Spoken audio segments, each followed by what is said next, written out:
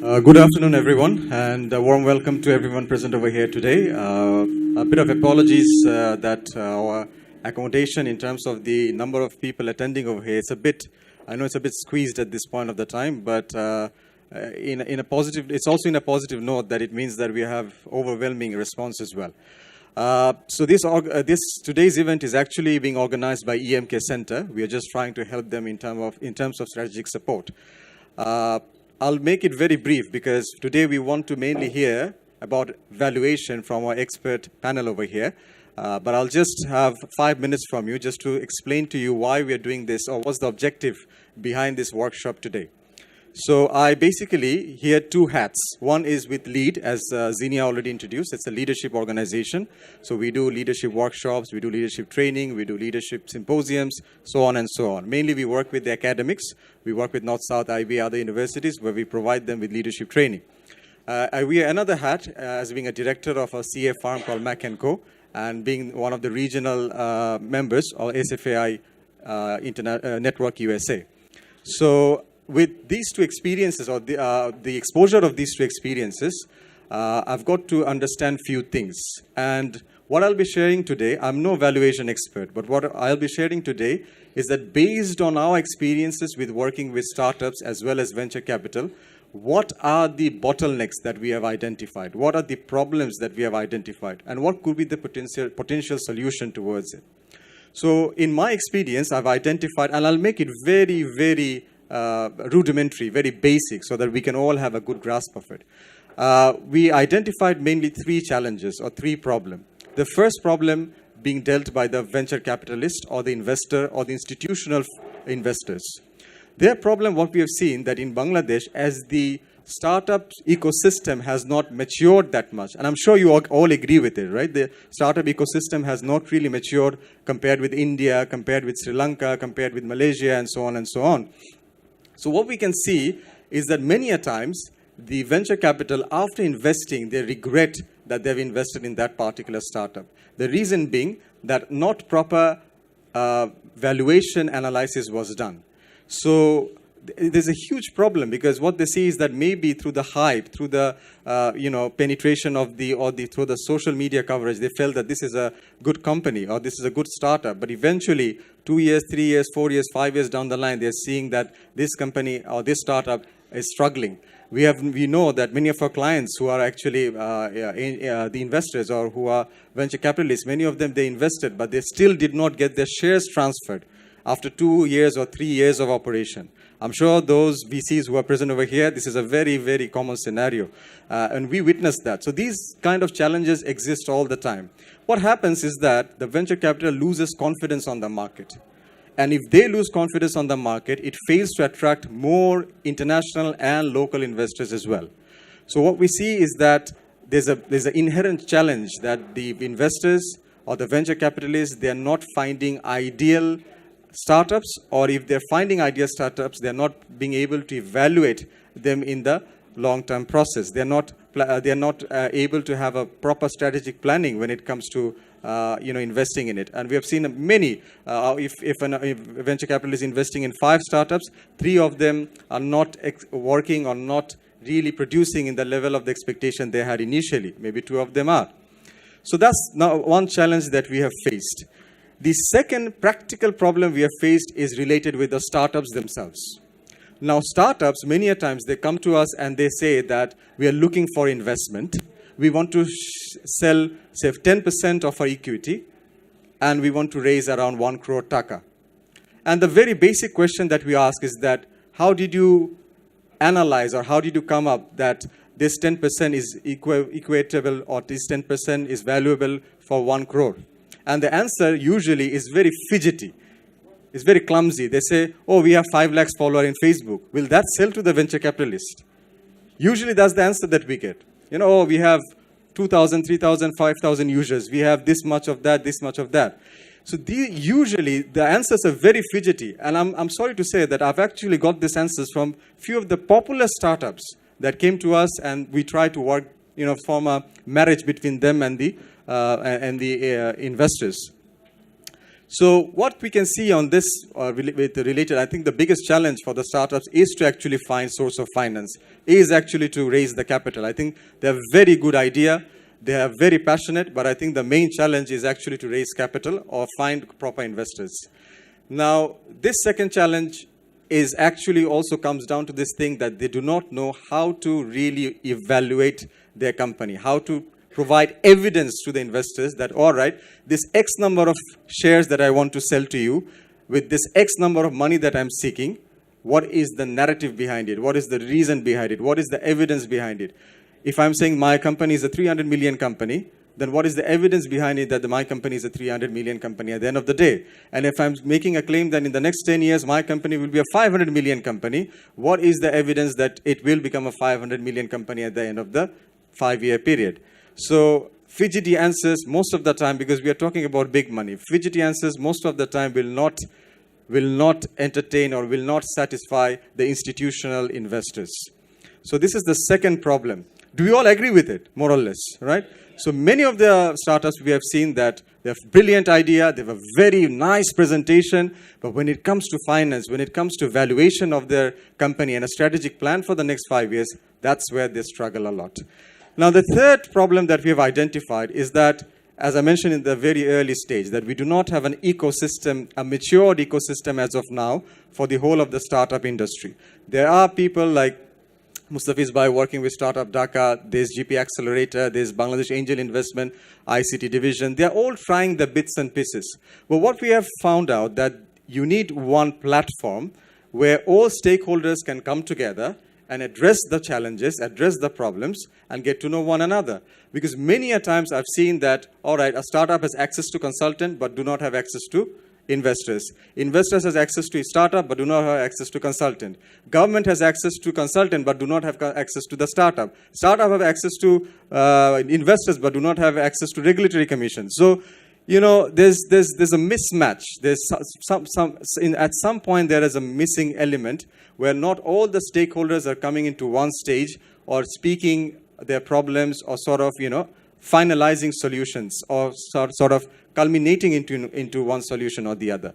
So this is the third problem that we have found out, that this society, this ecosystem is not a coherent one. It is not inclusive of all the relatable stakeholders that we have for starting a company or investment into a company. So what could be the potential solution for the 1, 2, 3 problems I've mentioned? The first problem, so the solution for the first two problems is basically understanding proper valuation methodology. If startups can have a vision planning. Now, I'm part of a small, not a small, a mid-sized angel network called the Oxford University Angel Network. That's based in Oxford University. And what we do over there, I've seen it works phenomenally well. All the startups which is ready for spinning out, which is ready for going to the market, they have been evaluated by Pearson, which is basically a consultancy firm, where they do evaluation and valuation and a 5 years planning, that what could be the potential of this startup in the 5 years, what could be the potential risk, a proper risk strategy, what could be option A, if this strategy is implemented after 5 years, this will be the valuation. If option B is selected as a growth strategy, then after 5 years, this will be the valuation. So they have an equation based on different statistical model, different valuation model, where they not only evaluate the company as of today, or the startup as of today, but also give a narrative analysis or scenario analysis for the at least 2 or 3 different scenarios for different strategies, and what could be the potential risk and what could be the potential value of the company in the next 5 years or 6 years or 10 years. Now, part of the board members, we get it done by Capazone. And when the startups come to us or pitch their idea, we know exactly what's happening with this. We know the evaluation, we know what will happen in 5 years, what could be the possibility scenario in 5 years, and investors, they pick and choose based on their narrative, based on their belief, and based on their assessment. That's how mature market works. Now, this is something that we want our local market players or our local investors or our local venture capitalists to also, this could be a potential solution as well. The problem for the second group, that for the startup, is the same deal. You have to know how to evaluate your existing business in proper way so that it is relatable to the venture capitalists. So you need to know about formulas of valuation. For example, the Monte Carlo formula for valuation. You need to know those basics so that then you can actually say that this X amount of money that you're seeking for this X percentage of share, it is validated. Your claim is validated by a proper evaluation or proper valuation of the company. And the third solution is something that we are trying to form organically, and I believe that all of you present over here today are stakeholders, and you can also play a part.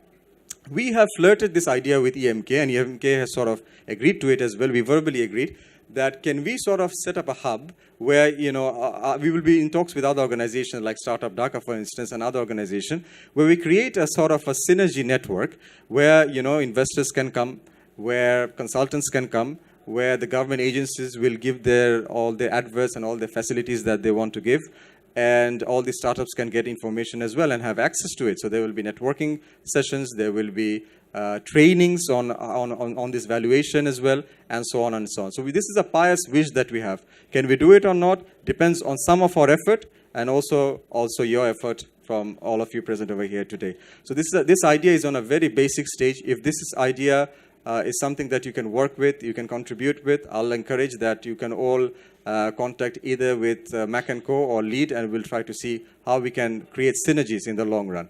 Now, coming to solution 1 and 2. So based on that 2 solution that we have, this is the main reason, or this is the objective of our program today, the art of valuation for venture capitalists and startups. So we want to demonstrate few valuation techniques which the startups as well as the venture capitalists will be of some help for the venture capitalists to analyze the true potential of a startup, for the startup to prove to the venture capitalists that they deserve the amount of investment they are seeking. Now, as the topic suggests, is the art of valuation. Any art takes a lot of time, right? You can't have an art. You can click a photo very quickly, but an art takes a lot of time. Today's session is only for 1 hour, 1.5 hours. What Dr. Fernando will be trying to do, and he's a phenomenal person. He's a international figure. He's there in the European Union. He has done valuation for oil company, mining company, for the big companies in the world. So learning from him will be a privilege for us, a privilege for all of you. So he will try to just give you the tip of the iceberg when it comes to valuation today. What we'll try to do is some of us will try to learn by heart the evaluation techniques so that we can then form a course. And if anyone is interested in the future, we can do it together, or we can try to learn together on it. So I think I'll hand over the mic to my colleague, Zinia, who will introduce Dr. Fernando. And Dr. Fernando will take it from there onwards. Thank you very much for being with us today.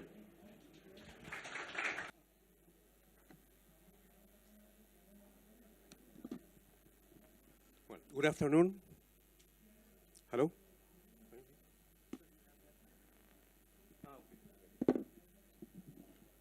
Good afternoon, everybody. Thank you for being here, and thank you,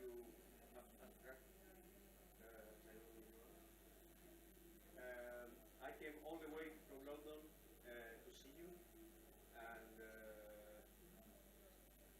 give this presentation for startups, specifically for startups and venture capitals. And first, I would like to introduce my company and the history very quickly. That is our team, the main partners of the team. We are all coming from the private equity sector in Europe and venture capitals. A career of 20 years, 25 years, 30 years.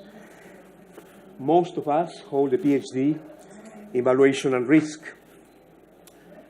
And after my PhD in 2012, I had the idea to found this company because I said, okay, the financial crisis was partly driven by problems, issues in valuation practices.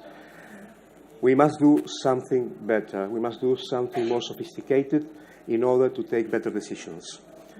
So in 2012 and 2013, we developed more advanced methodologies, but not only us, also private equities in Europe, the most sophisticated and biggest private equities in Europe and the United States.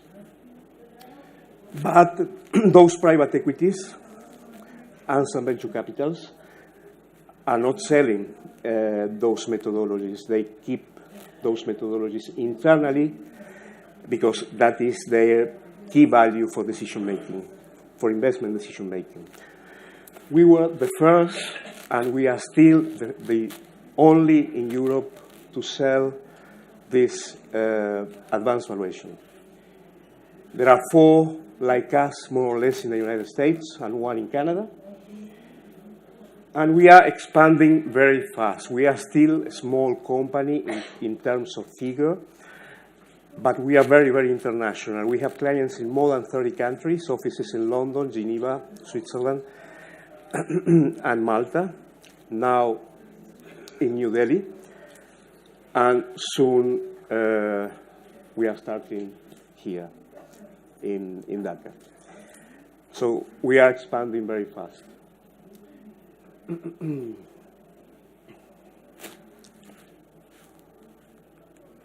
So let's go to the differences between traditional valuation and advanced valuations very quickly. You know that normal valuations are for sale business, ownership dispute, financing, life insurance, sale agreements, condemnation, divorce, etc. That's the normal traditional valuation scope, okay? Advanced valuations can go beyond that. They are not only to arrive to a fair value, to a fair market value. They can identify and understand the value drivers of a business in the long term, all the value drivers. Develop a strategic plan to sell or acquire a business. Improve the profitability of the business. And define the value-added strategy to restructure the business. So the main scope of an advanced valuation is to identify the risk and value drivers, internal and external to the business. That means that we have to identify macroeconomic drivers, market drivers, technological drivers, operative drivers, financial drivers, etc. We have to measure them and see how are they going to affect the business in the long term, okay? All of them will have a volatility, a probability of occurrence, and all that is going to affect our forecast and our cash flows. With that information, we will be able to see how the business is going to develop in different scenarios, realistic scenarios, and we will be able to mitigate risk, that is risk management, and take decisions, strategic decisions. It's special for startup valuations, because startup valuations for the first years, we have no cash flows. It's very difficult to apply traditional methods in startups. So it's about uncertainty and probabilistic valuation and portfolio analysis. I will show you very quickly some samples. So in an advanced stochastic models, we have all possible scenarios with their probabilities, a clear picture of the market and specific risk, complete assessment of specific risk, volatility in time of those drivers. As I said, all drivers, macroeconomic drivers, market, etc. Standard deviation, I will show you samples for that. And statistically, in a traditional valuation and accountants, audit, etc., focus, this is a pyramid in which we see financial reporting, risk, legal compliance, risk, operational risk, and strategic business risk. So we are dividing the type of risk in this way. This statistic shows that 86% of the issues and failures of startups, and not only startups, any company, are coming from strategic issues, not from financial reporting, not from legal compliance risk.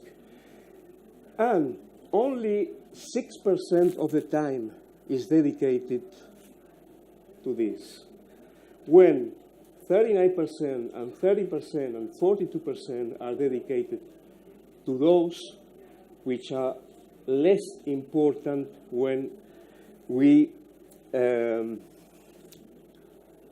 see the problems that they generate. Advanced valuation, and what we do, obviously look at these levels, but we mainly focus here because the problems are here. This is how an advanced valuation works in action. This is the heart.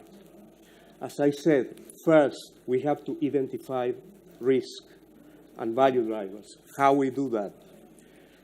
In a risk map, this is the volatility of a variable in the x-axis, okay? Or likelihood, probability of occurrence. And this is the impact on the business. Then we will have many drivers located in that map. Some are strategic, some are market, some technological, some macroeconomic. So a business, a startup, needs to have a risk map because the entrepreneur needs to know what he's going to face and how important is that, how much is that going to affect the business. The same for the venture capital. Then that is going to a risk flow, which is divided in two main parts. First, the external variables. So this is classified in internal drivers and external drivers. All this is going to be assessed, and there will be a relationship between variables, and the forecast and the free cash flows and the business plan will be made using all this rational procedure. At the end, from a free cash flow, which now we will call stochastic free cash flow or free cash flow at risk, because it's a free cash flow depending on variables which are probabilistic and some with a certain level of volatility. We will generate what we call a value at risk, which in this case looks like a Gaussian distribution with the probabilities of distribution of values, with a minimum value, a maximum value, a mean, standard deviation, and other information which, if you know how to read, it's very important, especially for investors, also for startups, but for investors, it gives a lot of information because, first of all, he will be able to see what is the probability of success he wants to have. So he will move this and will see, okay, I want to have a 80% in a startup. I want to have 80% probability of success, or 70% of probability of success. Obviously, I will see also my IRR, okay? But it's not only about IRR now, it's also about probability of success, probability that this company is going to achieve the business plan and face all these risks and value drivers we have been analyzing. Then, for decision making, we will have here two main things, what we call downside risk and upside risk. Downside risk is this will tell us what is going to happen to the value and the forecast if market conditions change. Okay? Suppose there is a devaluation in the country tomorrow, a 30% devaluation in the country tomorrow. Okay, how is that going to affect? Or there is a new competitor, very important, entering the market in Bangladesh. How is that going to affect? Those are downside risks. There are upside risks, which are positive. So positive changes in the market that affect the business.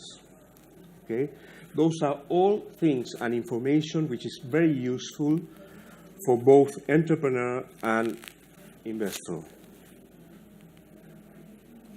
Now, let's talk about startups, how they can be more successful in getting funds. How can they be more successful, and why sometimes they are not able to get funding. We start with an idea, okay? Some ideas are good, some ideas are bad. Those that are good, with those good ideas, we will start a relationship between entrepreneur and venture capital. Here, the relationship and the connections with entrepreneurs and venture capitals are very important. Relationships and connections are sometimes more important than the idea itself. Okay? But there are 1, 2, 3, 4, 5, 6, 7, 8, 9 things that could, if they are not there at the moment of that relationship, could make that idea or that startup not get the funds. For instance, between investor and entrepreneurs, there is a perception gap, okay, about these things that his startup or idea is the best thing of the world, okay? He does not agree, okay? So there are bias. We have the first problem. The business presentation is made sometimes by the entrepreneur. It's not the best presentation. It has bias. It's incomplete, etc., etc. Second problem. Third, communication approach. The language of a venture capital is different than the language of an entrepreneur. Completely different, because the entrepreneur looks for some things and he's motivated for some things that, and the venture capital is motivated for others. They speak in a different way, in a different language, so the communication approach is very important. Guidance for negotiation, which is obviously related to communication. Awareness of risk and how to face them. Many entrepreneurs arrive to the venture capital and they are not aware of all risk they have to face, how to face them. They have not measured correctly those risks. They have not a rational driven forecast. They come with a homemade forecast, perceptive forecast. The strategy is not aligned with risk, with business risk. Okay? So they present a strategy, but the strategy is not reflected in the forecast, because the forecast was made like this. Obviously, in such scenario, they cannot demonstrate the potential of the business. They think that by telling the idea, wow, look how wonderful this is, they will get the funds. But it's about demonstrating. They have to demonstrate. Today, venture capitals and private equities are each day more and more professional, more and more sophisticated, and this trend is increasing every day. It's happening in Europe, it's happening in Asia, and will continue. And of course, find the right profile of investor. Okay, you can go to there are many venture capitals, but the right venture capital for that kind of investment is very difficult to find. So, how do you solve all these problems? With an advanced valuation. An advanced valuation solves all these problems. On the contrary, a traditional valuation can solve only perception gap, business presentation, communication approach, less, because the color is indicated that it's less strong in solving the problem, and guidance for negotiation, because it's not solving very much the guidance for negotiation, because you don't have the right information with traditional valuations. All the rest, you need an advanced valuation. And then success in getting fundraising is possible.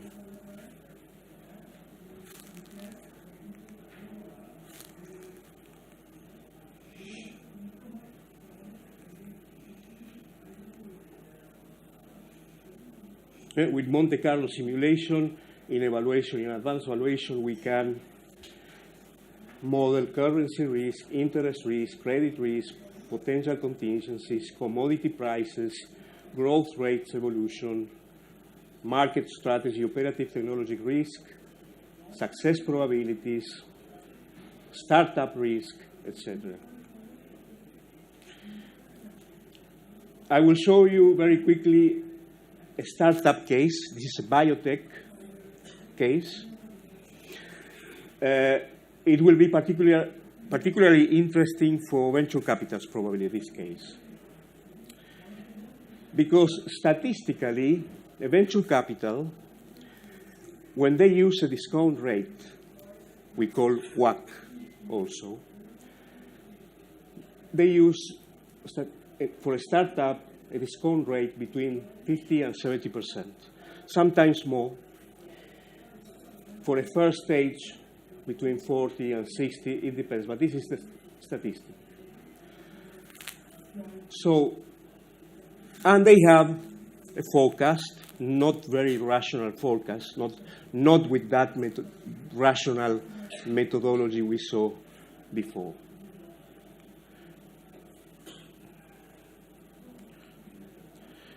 So, the first question is, what there is inside that 70% discount rate? How they calculate that? Because the capital asset pricing model, which is the normal way to calculate a discount rate in a traditional valuation, will never get to 70%. So you have to put a plus there after beta, after a plus, which is startup risk, globe called startup risk, but we don't know which risk are we talking about. And that gives the venture capitalist no information at all, because it's a figure. So if we say we have the FDA approval, we are in the biotech pill that needs the FDA approval, it's in clinical trial, so it needs the FDA approval. That is a risk, because only a small percentage of pills get the approval. We have a default risk, because we know that only some startups arrive to the 7th, 8th year. Even if they make it to the 3rd, to the 4th, only some of them arrive to the 7th, 8th. So default risk, new technology risk, some other pill coming at the same time or later with the same formula. That's another risk. And the success probability of market penetration, pricing, etc. This is very simple. There are many more, but I'm just for simplicity here, I'm choosing some of them, okay? So now, if we use capital asset pricing model, for those who know the formula, we need to use risk-free, volume, size, time value of money.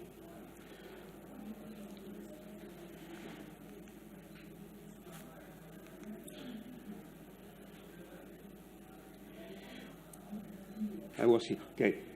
But in this case, if we use beta and risk premium, in this case, if we use the capital asset pricing model as it is, we will get to 25% discount rate, not to that 70% we were talking about before.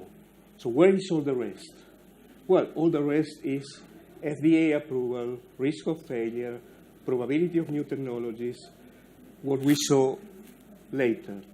The difference is that venture capitalists put all together in one figure, in that 70%. What we do in an advanced valuation is put a normal discount rate, which is 25%, but all the other risks we show specifically. So we are going to show the probability of default risk for each year.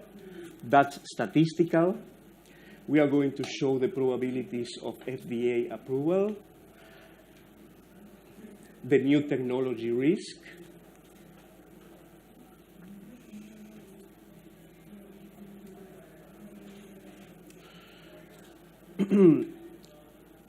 the probabilities of revenues, how they will be the first year, the second year, so there is a distribution. These are going to be the revenues distributed. The yellow line is the mean scenario, and the white is the success scenario. And at the end, we will get to the value at risk I was telling you about at the beginning. And this is the information for the venture capital, which is very important. They will see here that they have a 55% probability of default. But this is normal for any biotech in the process of clinical trial. And they have 33% of taking off. Then, if they take off, there is also distribution of scenarios, of many scenarios, and again, we have a minimum value, maximum value for the best scenario, a mean, and the venture capital will be able to say, okay, in order to have this probability of success, which is the value I should pay for this project? Now,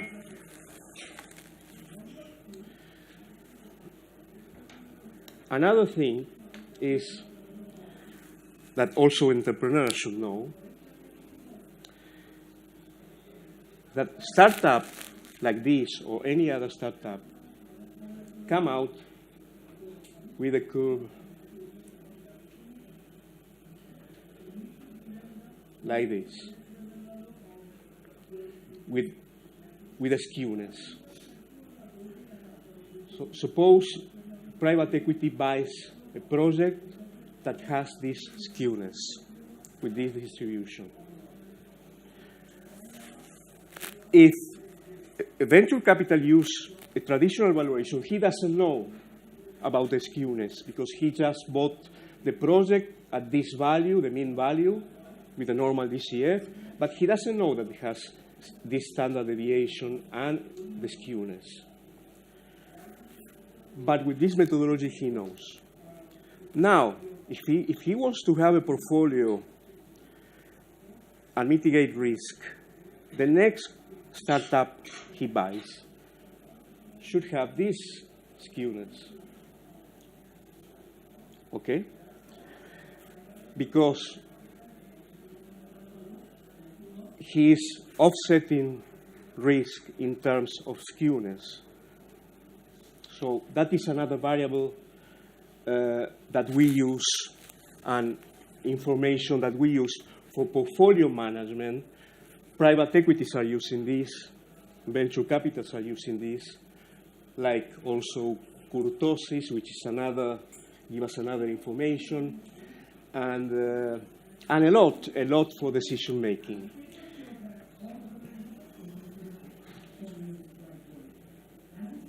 Then at the end, we will have this, which is the tornado analysis. If this is the mean value, for each driver, I will know the volatility generating in value. The FDA approval for year 3, phase 3, will move my value negatively and positively according to its probability and the impact in the cash flow.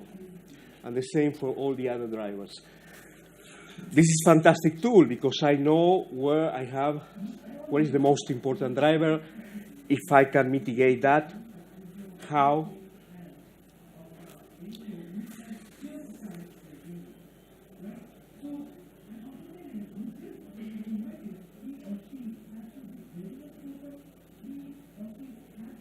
Then we have another startup, but should be a little long.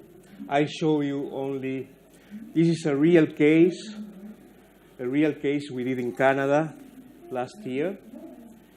They got the first round valuation in 20 million. It's because it's high-tech, fintech company. It was a payment gateway, digital. And after our valuation, in 1 month, they got fundraising. We did a second valuation some months after, and the new valuation was 90 million. So they got the second round. And we do this for all startups. The expected evolution of value of that startup according to several. Obviously, this is the static, but we have also the other scenarios with probabilities. And to finalize, this is our phrase, in the company. We said everything should be simple, or should be made as simple as possible, but not simpler. And it was said, using real options and Monte Carlo analysis. So I leave you now for questions. You have 30 No? more minutes left for your session. Sorry? You have 30 more minutes before you wrap up your session. Your session ends at 4. Okay, perfect. Okay. 30 more minutes you have. We have more time. Excellent.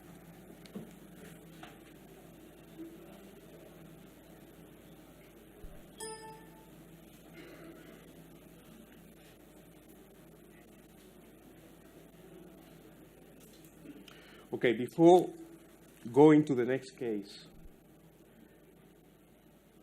we saw this case. I like to have some questions. I suppose there are plenty. Yes. Thank you for your talk. My question is, what industry traditionally has a low default risk in your experience? Which industry? Yeah.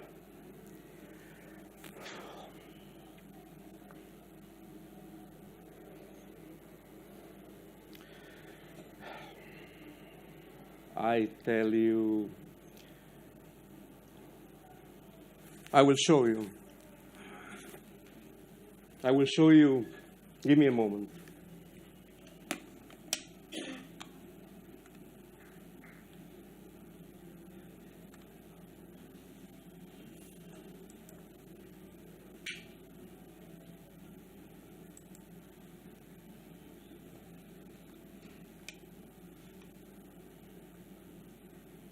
Where you are entrepreneur or venture capital?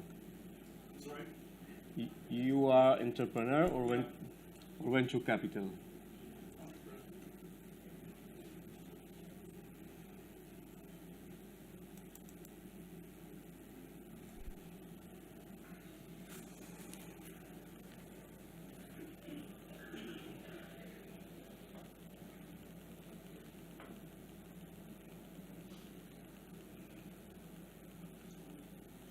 It's a good question. Show you in a minute.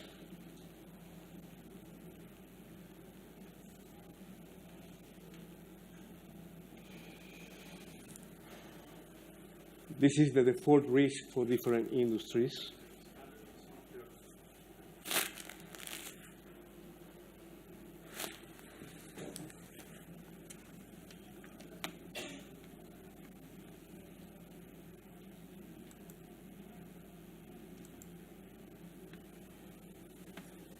Can you see now? Can you see now? The worst is information technology. Yeah, because you read this. Yeah, this doesn't work very well. You read the first year only 80% survive. Second year, only 62%, and so forth. Year 7, only 24% survive. The best is health services. These are mostly European startups or American? This statistic goes for America and Europe. But there are no important changes. It's absolutely reliable.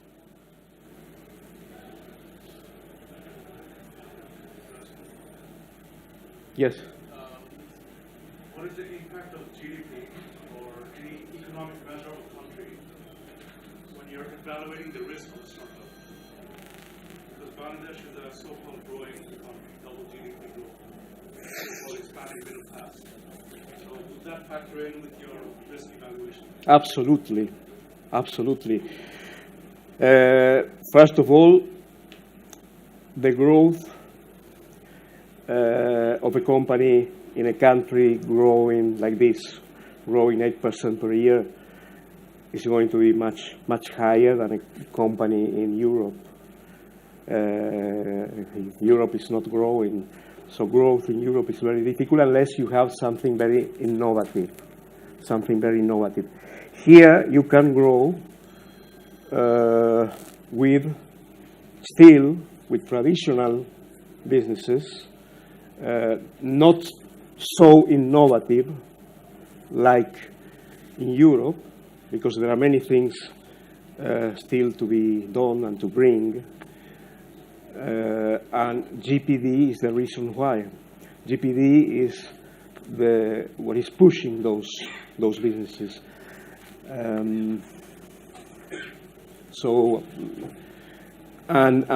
capitals now are private equities are looking to invest in emerging countries more than in Europe or developed countries because of the opportunities, and those opportunities come for GDP. What is the reason behind for these figures? Well, it was a study made by the University of New York They took thousands and thousands of startups from the beginning and followed, started in 1998 because they have to follow 10 years, okay? And in the middle, practically there was no financial crisis. So they are not affected by important macroeconomic problems. So it's pure startup risk, okay? So they follow the story of those thousands startups in each different sectors and calculated the statistics.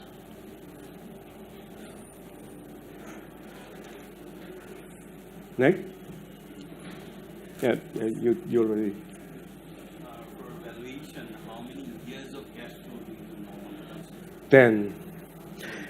It depends on the sector, okay? For instance, for mining, could be 40, 50. It will depend on reserves. Yeah? For oil and gas also could be 50, 60 years, depending on the reserves of oil, or in the case of mining, is the same. For a startup, 10, 15 years. 10, 15 years. So because the food industry, Meituan is the largest Chinese company. They are planning at negative cash flow. So in that case, what do you suggest for the valuation? You say the first years are negative? Yeah, many years are negative. Like there are some food industries like negative for 10 years, negative cash flows for 10 years after the operation, and still valued at very high.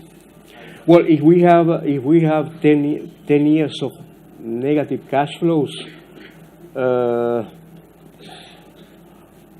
I don't see someone very interested in investing in a business with 10 years of negative cash flows. There could be some cases, but obviously, for instance, in cases of internet, it could be, in which case we will need 20 years. In those cases, we will need 20 years. So we must arrive to the break-even point and see in which moment we have the break-even point and why we have the break-even point. Why we don't have the break-even point before. Because we don't want to have the break-even point before, like the case of Amazon at some time, or Facebook at some time, or they knew and they didn't want. It was not necessary because value drivers were different. So in those cases could be to have a longer cash flow and see when you want to have break-even point. What you said about GDP being booming in this area, that goes for many emerging markets. Is there anything in your opinion that sets Bangladesh apart as an emerging market?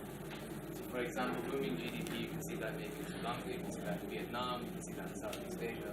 What is it about Bangladesh, in your opinion, that sets it apart? Is it set apart, or do you just want to put your foot in many emerging markets?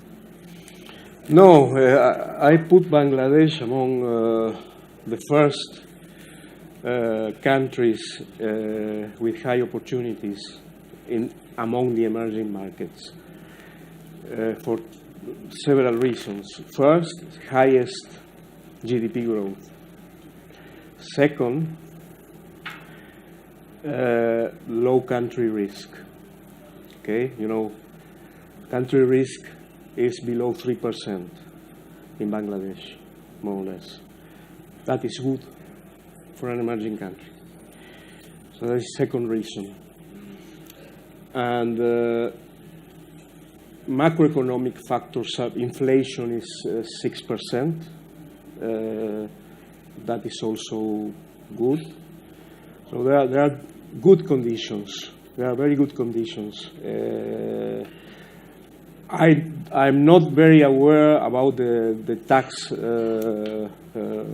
I should ask my colleague for that about taxes. But I think Bangladesh is among the best countries in the emerging world. Country risk. Country risk is the probability that the government bonds default. It measures the risk of the government bonds. So how do you go about quantifying that? Is that judgment? Well, it's something done by the top agencies like Bloomberg, Reuters, Moody's, Standard & Poor's, and evaluators like Damodaran, Aswad Damodaran. They measure that, and they take into consideration the deficit of the country, the commercial deficit, the tax deficit, the political risk. So there are many things, and according to that, they have models to arrive to a percentage. So this is external data that you take and then you use that? Yes, yes. When you do evaluation, you always have to use the country risk. When you calculate the discount rate, you have to add the country risk. I have two questions. One is, how feasible is it to apply this methodology to value startups, especially which are pretty young, like those most startups in Bangladesh? Number two is DCF a good methodology? It's tied up with question number one. Is DCF a good methodology for startups? You mean, how do you apply this methodology to startups? Yeah. Well, I show you one case. That biotech. But it requires like 10 to 15 years of cash flow in the future. So we don't really, it's very difficult to find that for early stage startups in Bangladesh. So what other solutions do we have? What other solutions? Well, if you have a 15 years, you can have a 15 years forecast. What is the problem? You want to find another solution without having forecast. Let's say I only have like 1 to 2 years in the future. That is the scenario of startups in Bangladesh right now, especially at the early stage. It is very difficult to get to like 10 to 15. So in that case, what would be a good methodology? Well, that's the problem you are having with valuations here, and that's what we have to solve. What you have to solve. You need a good study to have a 10-year valuation, because a 10-year forecast, because a 10-year forecast is absolutely possible. It's absolutely possible. You need the right tools, the right study, the market study. It's absolutely possible. I've seen, and I do 10-year forecast in countries with inflation of 40%, that have a devaluation of 70%, and much more unpredictable than this country. This country is relatively stable. I did valuations and forecasts for countries that are crazy. So it's possible to do it, but you need the right knowledge, the right skills, the right study, and a venture capital, if it's professional venture capital, will look to a longer period, not 2 years.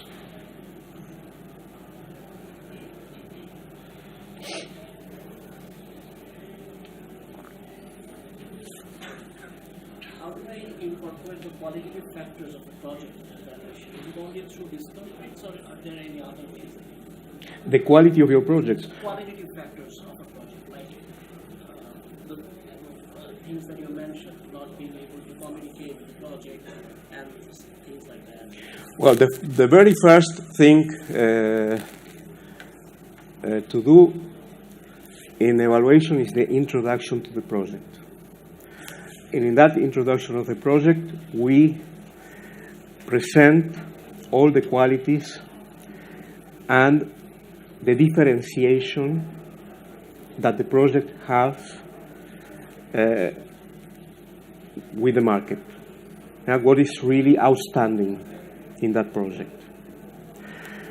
That is the first thing we have to see. And that quality, you say, we have to see how they are going to impact the cash flow, because they must have a quantitative impact. If we have certain differences which other products already in the market, well, those differences could be quality, could be faster, could be whatever, that we should quantify, and that should go to the forecast and will affect my value, the whole valuation, and will make the presentation to an investor much more interesting, obviously.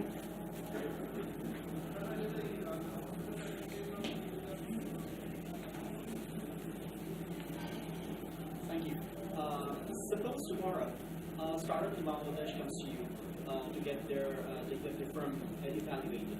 So, given the fact in Europe, Europe and the United States, you have very credible sources of secondary data, and they have years of data in their database. But here, that's a major problem. So, let's say a startup in the IT sector or from any other sector comes to you, and it's a very radical model. And there's paucity of credible secondary market, secondary data to weight the risk factors, which you would then put into play in your model.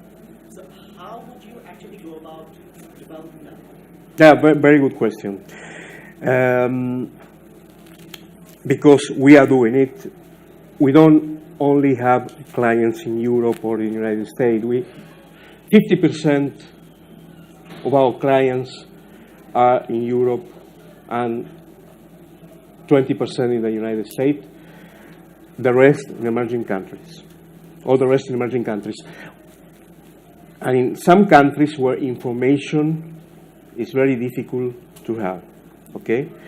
It's very easy to get information in the United States. You get everything. It's very easy to get information in Europe, as you say. But how do you get information here? For that, we have Santa Fe Associates in each country, and they help us. Santa Fe Associates, as you know, is a huge and one of the biggest. We have 260 offices around the world. They operate in each country. Well, so when we have to study a market, a particular market in a country like Bangladesh, we are supported. So we have some information. We can get some information because some information exists. And what we don't have, we are supported by someone in the region. Okay? And in many cases, benchmarking, in many sectors and in many cases, benchmarking with other countries, with the same business in other countries, is very useful. So we analyze what happened in that industry in another country, how the forces are moving in another country, because most probably that is what is going to happen in this country in some cases, okay? So we use different approaches to get to the information and be able to master the business here. We can only accept one last question. Then we are going to do our next round. Yes, please.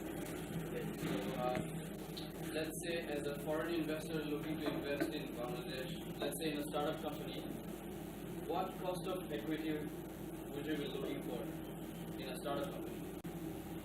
That's impossible to say because that's depend on the startup. That depends on the startup, depends on the sector, depends on the technology. I've seen startups with a value of $50,000 and startups with a value of 100 million. So it's very. Suppose it's in the IT sector. So what kind of cost of equity would you consider? Again, I cannot tell. I cannot tell. What we are doing here is exactly what I told you till now is exactly that in order to arrive to information which is clear, accurate, to take decisions, we need to go through a process. So it's not like, what is the value of a startup information. That. If I tell you that, we're very unprofessional. Good afternoon. It's a great presentation by Dr. Fernando. Thank you very much. My presentation, on the other hand, is very simple. What I'll do is we'll quickly go through it based on some of the personal experiences I've faced dealing with startups, mostly early stage companies in Bangladesh. And then I will take Q&A, if you have questions, I will go into that. So what is Startup Dhaka? So I've been working for the last 22 years. I started as a family business, managed a business unit. I had about 150 teams working under me. And then I've joined HSBC Bank. I'm head of marketing here, worked there 5 years. And then I moved to Singapore and worked there as a head of brands and sponsorship for 2 years. And I came back in 2013. And as I came back, I started investing in tech companies. And from there, I kind of iterated doing different things. So these are the 4 things we're doing currently. We started off launching a tech blog site in 2014. And then as we invested in the companies based on the knowledge, we decided that, as an angel investor, we couldn't scale the business. We have to institutionalize the growth. So we actually partnered with Grameenphone. And we have been running the Grameenphone Accelerator program for the last 2.5 years. And then we also, when we're running this program, we usually get about 1,200 to 1,400 applications. From there, we take 5 teams. And then a lot of teams came to us and saying that, how do we access insights? So we launched an online learning platform called Upskill, and we do workshop under that banner. And recently, what we saw that a lot of companies don't have access to a lot of investors. So what we decided to launch a Shark Tank style a web series called Tiger Cage. In fact, when our first episode launched in Facebook and YouTube, the first company is called Retail AI. Their target was to raise 2 crore over a 3 months period. After first episode, they raised 1 crore 14 lakhs in 1 week. So that was a fantastic experiment for us. And one of the investors is NRB. He works in UN in Thailand. He flew in, gave the check, went back in the next flight. That's how the deal was. So it's interesting, and it's only been 5 years. So whatever we have, I'm sharing today is based on my very brief experience. So through the Accelerator program, these are some of the portfolio companies we have. We have fintech, AI, machine learning, travel, a lot of the companies. Besides that, we also invested in Bongo, which is the Netflix of Bangladesh, and also Magneto, one of the first digital marketing company, and also like as a partners with the digital analytics company. Research and analytics company. That was in fact my first investment in Bangladesh. So obviously some of you are first-time founders, and some of you are growth stage companies too. And this is the first thing that you probably will see. The local investors, when you see them, the first thing is that you'll find them they're extremely risk averse, because usually what they would do, they would rather invest in savings account. They get a fantastic return, unlike other markets. Our savings instruments give you very good returns in 8-9%. It came down about 7% or 6% the last few years. But to get dumb money doesn't really add value in our business, in your business. So that's something that happens a lot. And these people, when they know that you're desperate for money, especially the early stage investors, what they're going to do is they're going to ask for very high equity, 20, 30, 40%. In India, I know that average is, especially when they started 4 or 5 years back, the minimum was 51 to 52% for angel investors, because they wanted to retain majority shareholder of the company so they can dictate. That was on average. Bangladesh, it wasn't that bad, but I think on average, I think people ask for 25% minimum.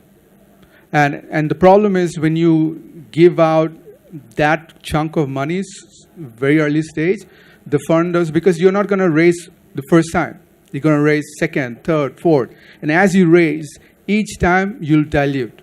And as you dilute, at some point you'll just become an employee. There is no stake in the equity. Your equity is so low that you're basically an employee in the company. So that's something that a lot of good investors will not do if they're savvy investor. They will not take large, substantial chunk of your company, because they know that as they go around, you don't get diluted.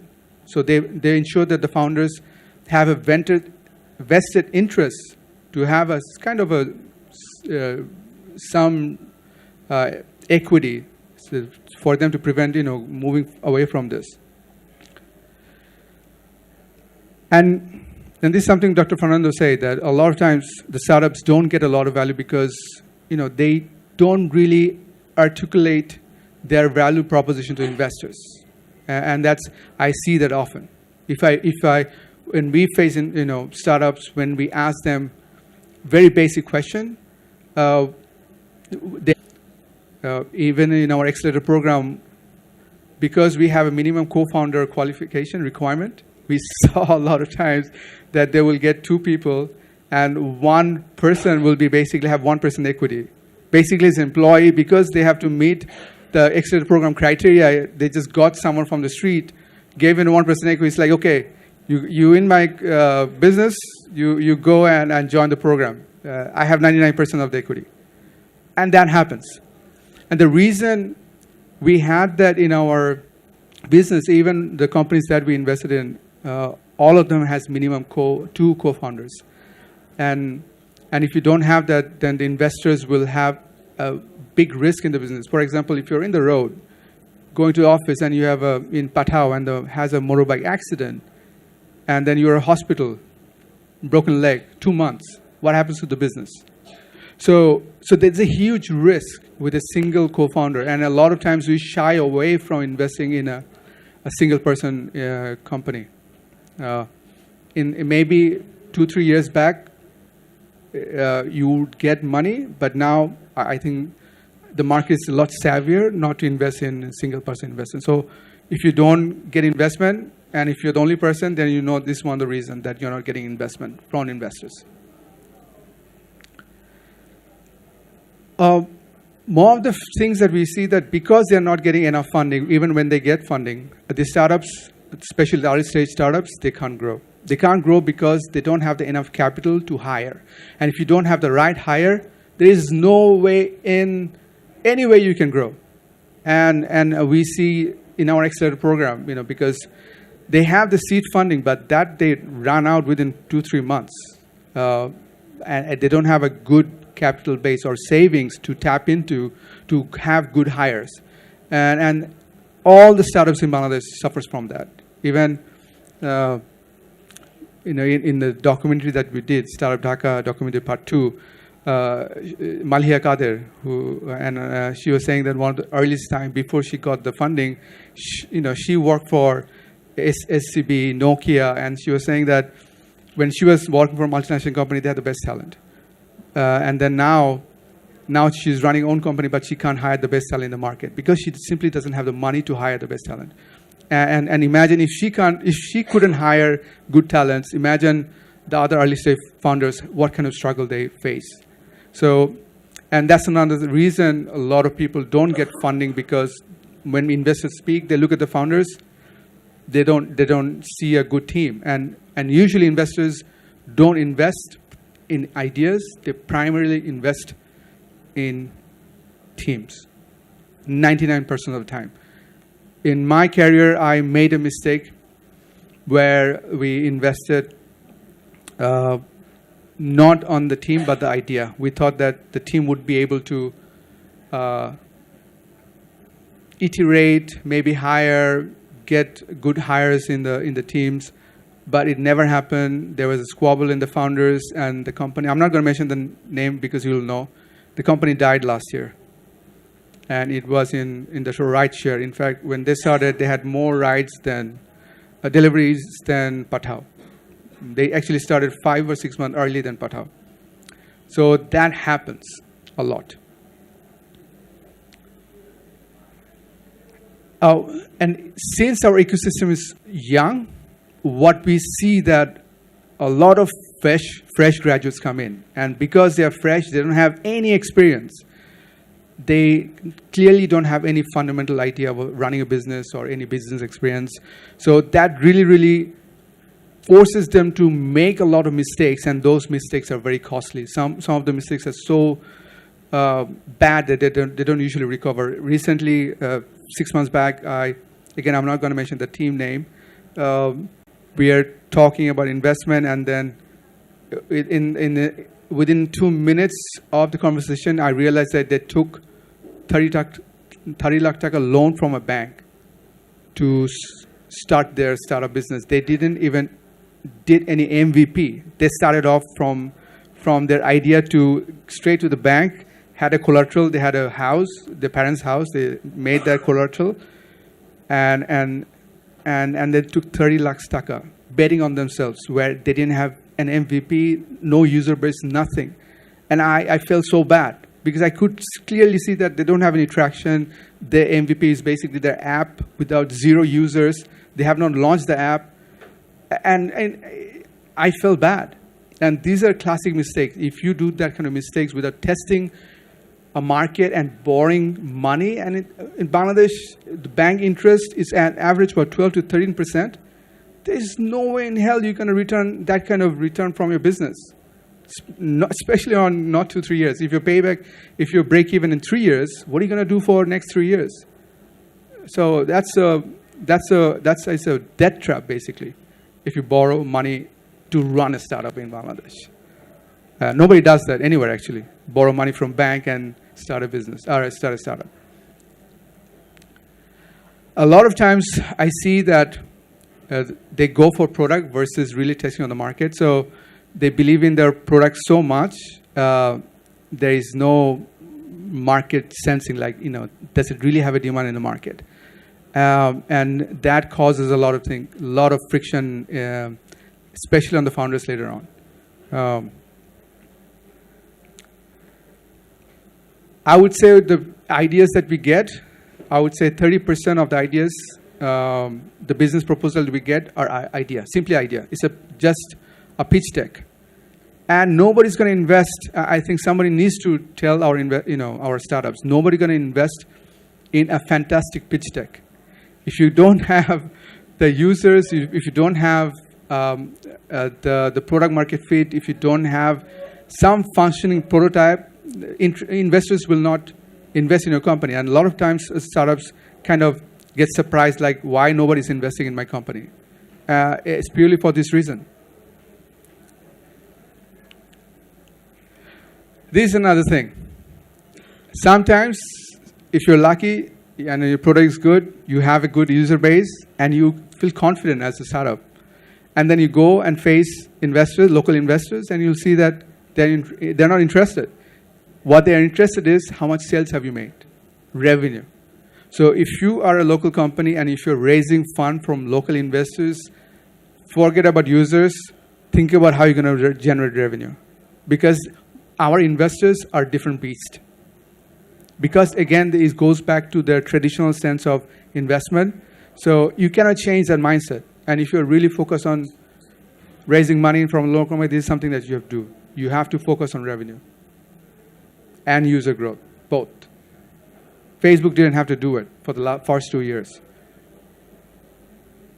Our ecosystem is still very young. So a lot of the problems that we are saying is because of that.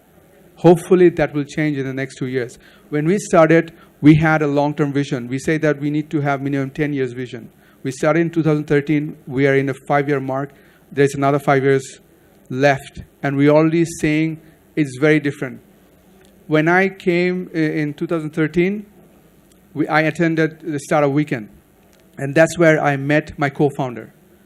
And then we did all this in the last 5 years.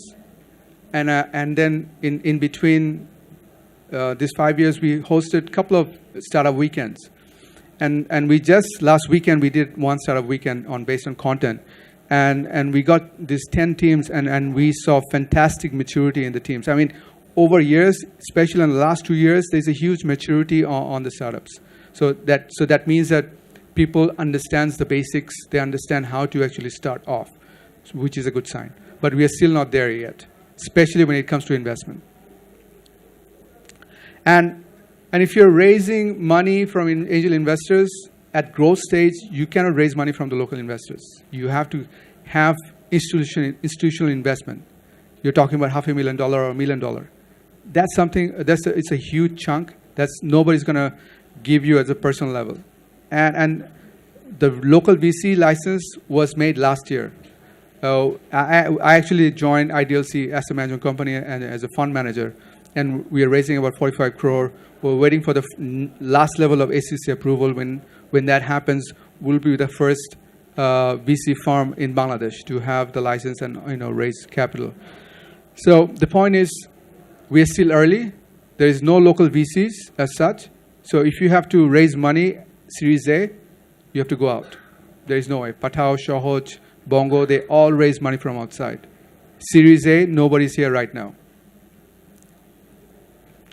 So, again, going back to this, Startup Dhaka did not come here overnight. And when we did things, it was based on iteration. When we started Asia in 2014, the market was so early that we knew that if we talk about startups, nobody's going to understand it. So we basically did a lot of events and did a lot of storytelling just to make people aware about startup movement in Bangladesh. We did documentary, we did short stories, a lot of things. So after 1.5 years later, we actually did a demo day at Grameenphone. And they wanted to get into the startup ecosystem. And they actually approached us, what can we do together? And we actually gave them a proposal to launch a startup accelerator program, which we did launch in 2015. And the last 2.5 years, this is what we did. And then when we saw that we did the accelerator program, a lot of people are not getting access, we did upskill and then Target. So everything that we did, it was based on iteration, based on market gaps that we saw, and we wanted to fill that gap. So that's what we felt. When I raised money in 2013, it was first money I raised from was Telenor Health CEO, Sajid Rahman. You probably know him. He was my first guy. He was not in Dhaka. He was in Indonesia. I dialed in to Skype. I had a 10-slide investment pitch deck, and there was no revenue as such. It wasn't just an idea. It was a basic presentation because we didn't know how to make money in this market, but we had a vision. And after the pitch deck, he said that, okay, I'm in. And I asked him, but we don't have a lot of financial metrics. We don't have anything concrete. So why are you investing? He said that you guys, we have seen what you guys done, and that's what we're betting on. So the bottom line is most of the investors, you can do all of savvy pitch deck and whatnot, but it's basically boils down to you and how you articulate how you can win the market. So these are my very brief suggestion. If you are raising money in the fund, build a solid team and invest in the teams and not ideas. That's the first thing. Second, develop an MVP, a prototype, something that shows that you have traction, that there's a demand in the market for your product or service. Third, build and iterate. Don't just sit on what you have in the first prototype. Your customer will give you feedback. Use that feedback and build a better product or a service. Fourth, work towards monetization early. Don't say that I don't know how I'm going to make money. You need to think about this as soon as you have user, especially for Bangladesh market. Fifth, know your numbers. A lot of times, these are the things, the most saddest part. You are an entrepreneur, you are the CEO, and when we ask you the numbers like what is your burn rate, what's your customer acquisition cost, they have no clue. And if you're facing an investor, this is something that should be in the tip of your finger. You should be able to spit it out as soon as somebody tell you, I know these numbers. I look at these numbers every time. So that's something very, very basic that most of the entrepreneurs don't do a good job on. 6, and if you're raising money, have a clear idea about how you're going to use this fund, where this fund's going to take you in terms of growth, in terms of sales, in terms of revenues. You should have a clear idea. A lot of people just ask money, and we ask, okay, where are you going to be with this money in 1 year later or 1.5 years later? They have no idea. They'll give you a very vague answer. That's not confidence building for investors. Lastly, build for the long term. It's a long journey. Don't think about that you're going to win in next 6 months or 1 year. We have been doing this for the last 5 years. We're still struggling. So it's a long haul. Have a long-term vision. That's it. Open for Q&A. If you have any, happy to answer them.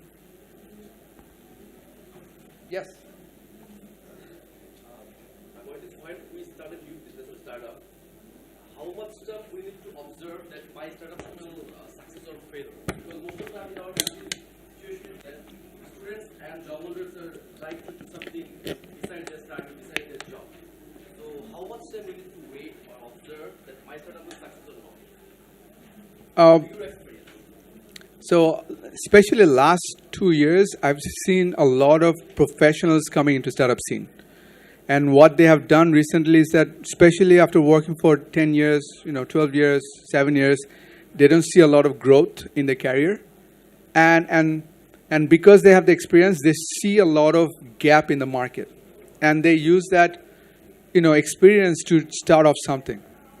And what they do is usually they don't right away leave their job.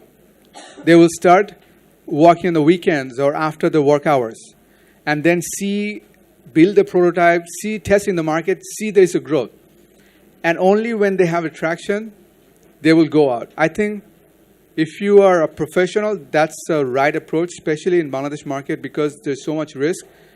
You don't want to, if you especially a professional salary person, you don't want to give that up so easily. So have that backup. And when you're confident enough that you have enough growth in terms of user base at least, and you've spoken to some investors, then you make a jump, but not before that. That would be my advice.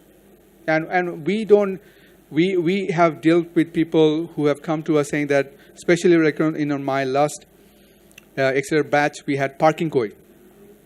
They were the first company I saw their growth as a hockey stick. It was like a car that went up like in terms of user growth and revenue. And this guy works for Intel. And I told them, dude, you're in US, your company is here, where are you going to come? And he said that I have internally, if I leave my Intel job, I won't be able to fund this company. So I'm just doing this, I'm working remotely, my weekends are after this, my team is there, my co-founder is there, they're handling it. But I'm telling you, as soon as we have a little bit of funding sourced out, and he's talking to investors in Silicon Valley in US, I will come here. I'll leave my job in Intel. And we're fine with that because we saw the growth and we saw what he's putting in the business and that's reflecting the growth. So that's fine. That works. But a lot of times we get turned off when we talk to the the entrepreneurs, they're working and also doing on the side, but they're like, I want to do both. And there's a point that you have to let go of whatever you're doing. Because you're not full-time in the startups, then this is not going to go very far. It's going to be a pet project. And I don't want to invest in a company that you're not full-time. So at least we have a commitment with those types of businesses that, hey, I have a co-founder, he's full-time. Usually in that also offset the risk. I'm not full-time, I have a co-founder who's full-time, but I will commit to the business within 6 months or 1 year because we need to ensure the cash flow. Yes. I have developed a concept which I shared with the concerned industry. But I was asking them what to do next with this idea. The idea, as I said, idea is not a product. How to make this idea as a product, and where should I get the correct person to make it a product? So, look, I met my co-founder at a startup weekend, an event. And every time there is an event, I go and attend, I network. I don't know who I'm going to meet. And usually networking is a great way to meet the like-minded people, whether it's co-founder, whether it's a person who can partner with you. There is no alternate like that. A lot of times I did cold calling, I did cold email. People who I didn't know, I reached out via LinkedIn and they actually answer back.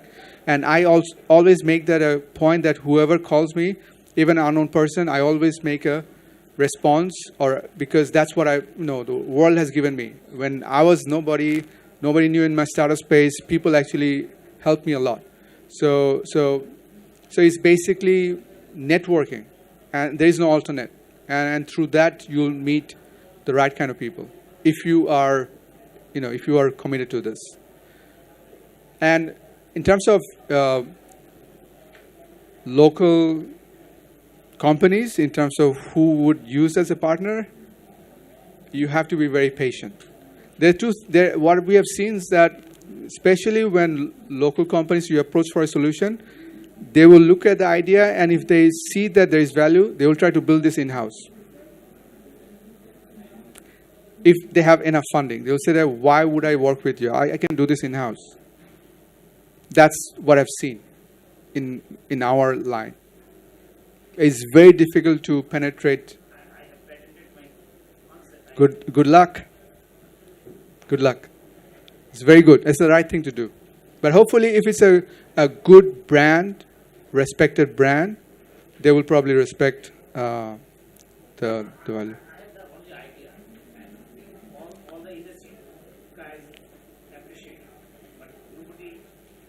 You have to build the prototype. You have to show them this works. Nobody's gonna bet on the IP or a paper, especially in this market. I will not. Yeah, him next, then you. Regarding the equity issue, the percentage of share, the venture capitalist report, what is the solution for planning? Another question is, since you suggest venture capitalist or as like a working partner, so should they act like a working partner to see their money? This is dealing with this most of them are having the idea, and most of them are not run a business in Bangladesh. So the two questions. The first question is how much equity. I think the same question was asked to Dr. Fernando. The point is, it depends on the industry you're in, the market size of that industry, the stage that you're in, and then how much traction you have. There's a multiple consideration. There is no. It's an art. The art of valuation. It basically boils down to art. The bigger the sales, the bigger the growth that you have, the bigger bargaining power you have. The lower the traction, the lower the confidence level of you guys, there's more room for the investors to take more equity. It's purely an art. In terms of VCs, not every VC is the right VC for you. And in fact, I'm not going to name again. A lot of the VCs, if you look at their background, they come from banking industry. And they look at a term sheet just like an offering, like a bank interest proposal. And that's a fundamental problem. VC typically looks at an opportunity, and then they will actually come in as a partner to help you grow.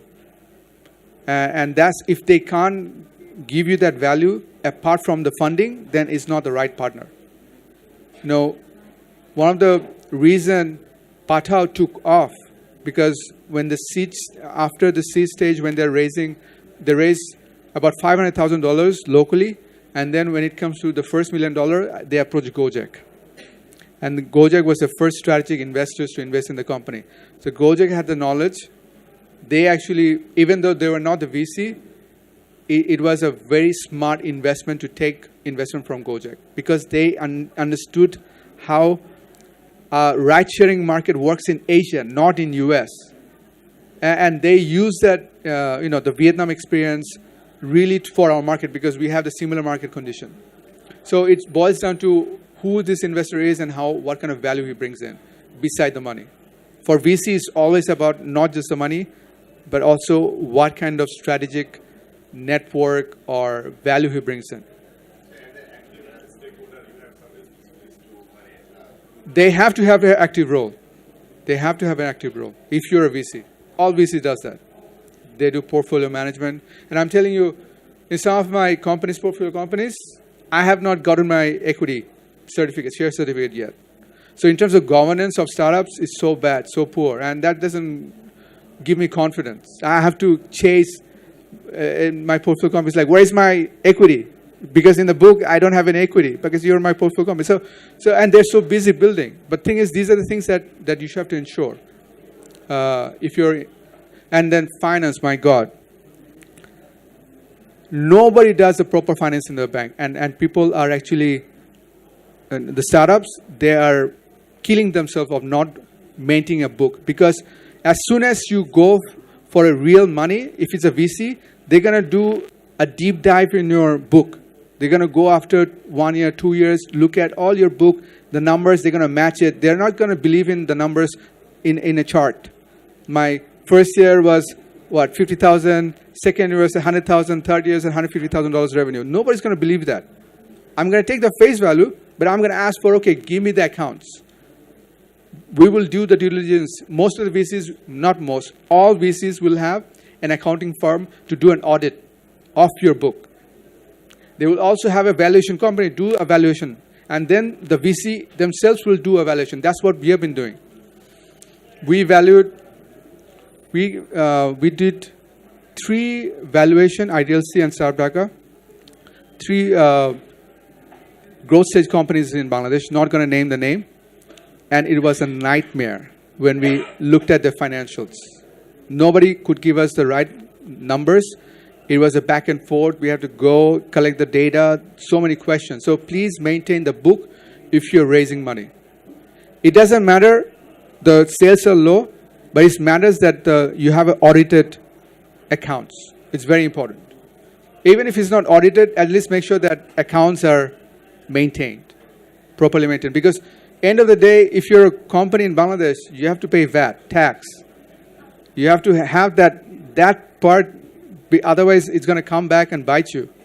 And I'm not going to take the risk where you don't have any VAT certification, no VAT paid, and I look at this like, my God, not interested. It's going to take me a long time to clear all this. So make sure that those stuff are taken care of. So you had a question in the back. How much time do I have, Zinia? We can wrap up by 4:45 if that's Okay, we have 5 minutes, so.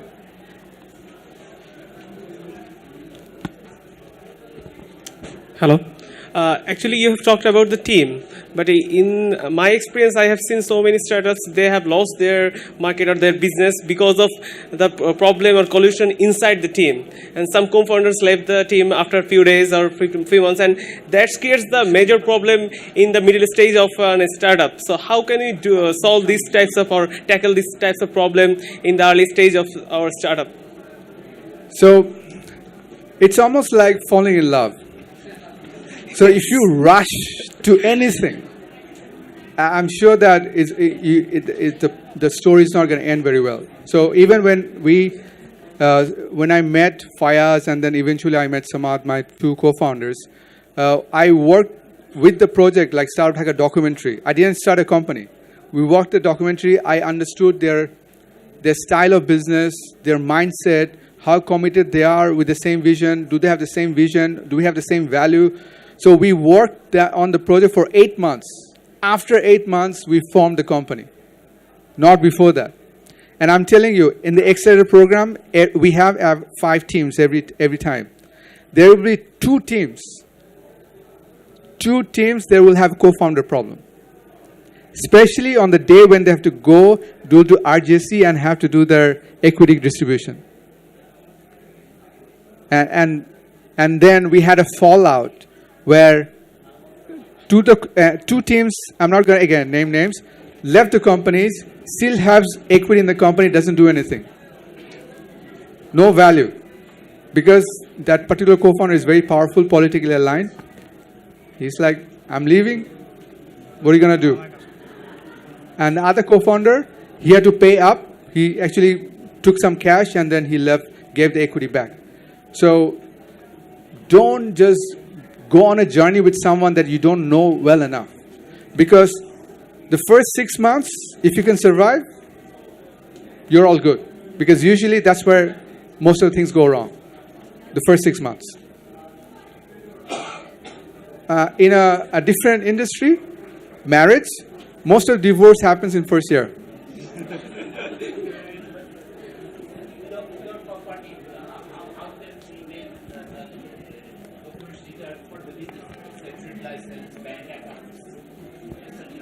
You have to do a company later on if you are actually especially dealing with multinational or a startup. You have to have a company, because one of the things, for example, when we get the teams for the accelerator program, everybody has to have a registered company, and we actually put money, the seed funding, in the company account. So this is for us, this is a first test. How committed is the company to make this a viable, sustainable business? So without any registered company, we don't deal with anyone. No matter how young you are. No, if I want to start the idea. You can start the idea, do whatever you want, but if you're looking for funding, you better have... No, I'm not talking about the funding. To launch the business with the team. But again, if you're asking for money, no, and if you're just doing... I'm not asking money. You don't have to do anything. But the point is, there is a risk. If you don't do this, suppose you have a name. Somebody's going to register that name. You already have some good brand name. You will lose that. Why do you want to take that risk? For example, in my case, I did Startup Dhaka, and then when I actually wanted to register the company in domain name, I didn't get the startupdhaka.com. Somebody else registered it. I got startupdhaka.org. Simple. I made that mistake. Because by the time I realized that, hey, I want to start a company, the domain name is gone. Also, Facebook. If you are thinking of something, get the Facebook URL, because after even 1 month, you'll see that somebody has taken the URL, the Facebook URL. So get those simple things done, because if you're building a brand, that's the first thing that you want to do. Invest in that. Last question. What suggestions would you like to give to the young entrepreneurs from Bangladesh in the recent years? And I have another question is that I would like to get a brief explanation about the 4th number point there about the monetization factor. Yes. What advice? These are my advices. Follow this. And if you ensure these advices, you'll be in a good path. In terms of monetization, a lot of, we are not Silicon Valley. We are Bangladesh, an emerging country. We are we are not even declared a developing nation yet. In 2021, if we fulfill the SDGs, we probably will be a developing company. So in terms of our market risk, country risk, we are still up there. In terms of our disposable income, it's very low. It's about, $1,700 right now. Singapore is about $30,000, $35,000. So imagine the disparity. So for investors in Bangladesh, they want to see that if I'm giving you money, this is not going to go down the drain. So they want to look for revenue. And that's the reason we are telling you that in Bangladesh, you're raising money, think about how you're going to generate revenue. It cannot be after 1 year. It has to be within 4 or 5 months. That is from what I've seen. And even in the accelerator program, we focus a lot within 2 months on sales.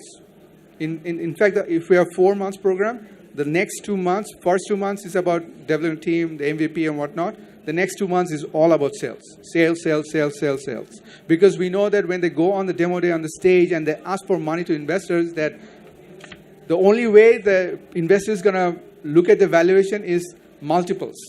If your revenue is $50,000, they're going to give you 2x on average of valuation.